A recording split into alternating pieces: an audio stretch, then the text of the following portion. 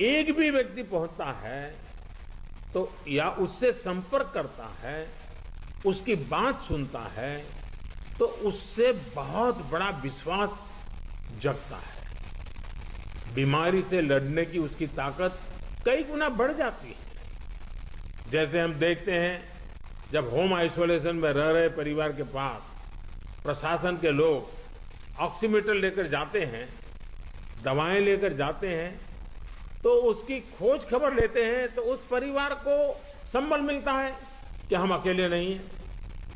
साथियों, कोविड के अलावा आपको अपने जिले के हर एक नागरिक की ईज ऑफ लिविंग का भी ध्यान रखना है। हमें संक्रमण को भी रोकना है और दैनिक जीवन से जुड़ी जरूरी सप्लाई को भी बेरोक टोक चलाना है।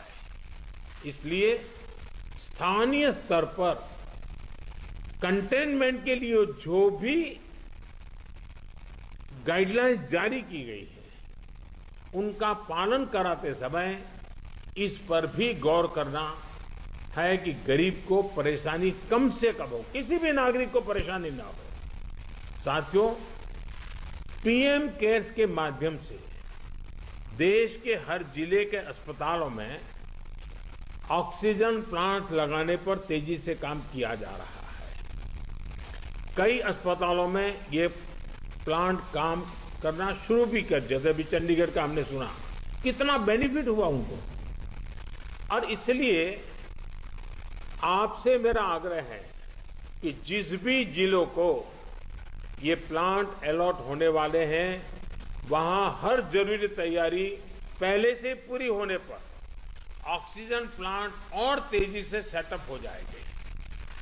अस्पतालों में ऑक्सीजन मॉनिटरिंग कमेटी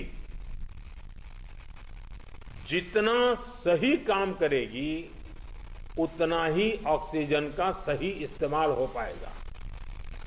साथियों, टीकाकरण कोविड से लड़ाई का एक सशक्त माध्यम है।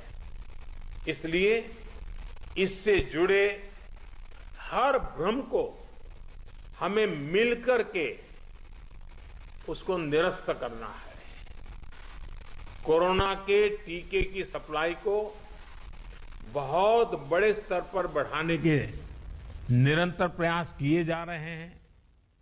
वैक्सीनेशन के लेकर व्यवस्थाओं और प्रक्रियाओं को हेल्थ मिनिस्ट्री लगातार स्ट्रीमलाइन कर रही है।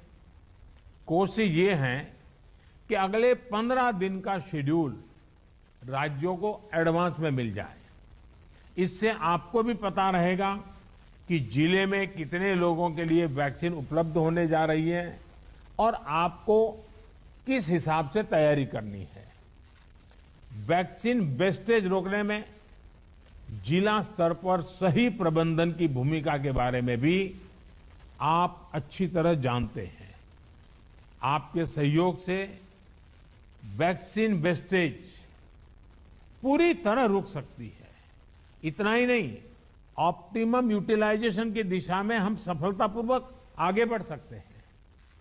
साथियों, ये समय एक प्रशासक के साथ ही एक ह्यूमन रिसोर्स और लॉजिस्टिक मैनेजर के रूप में भी आपकी भूमिका को टेस्ट कर रहा है। मेडिकल से जुड़ी सप्लाई ही नहीं, बल्कि आपके जिले में दूसरी जरूरी सप्लाई भी पर्याप्त हो, ये बहुत जरूरी है।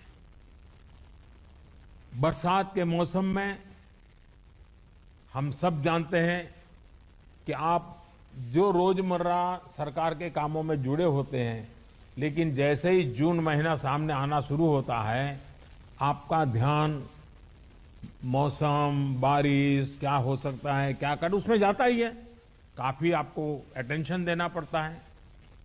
और इस बार भी बारिश अब शुरू होने जा रही है, तो स्वाभाविक आपको बरसात के मौसम की जो चुनौतियां हैं, जो एक्स्ट्रा आपके लिए बर्डन भी होती हैं, जिम्मेवारी भी होती हैं, और इसलिए आपको बहुत तेजी से अपनी जरूरतों को मैप करना है और जरूरी प्रबंध करना है। अब कई बार तेज बारिश के कारण बिजली चली जाती है और कहीं अस्पताल में बिजली चली गई तो बहुत बड़ा संकट हो जाएगा ऐसे समय। तो ये चीजें अभी से हमको सोचनी पड़ेगी। चुनौती बड़ी है, लेकिन हमारा हौसला उससे भी बड़ा है और हमारा रिस्पॉन्स न भूतो न भविष्यति ऐसा ही होना चाहिए। इसी हौसले और संकलन के साथ, इसी इरादे और संकल्प के साथ हम देश को इस संकट से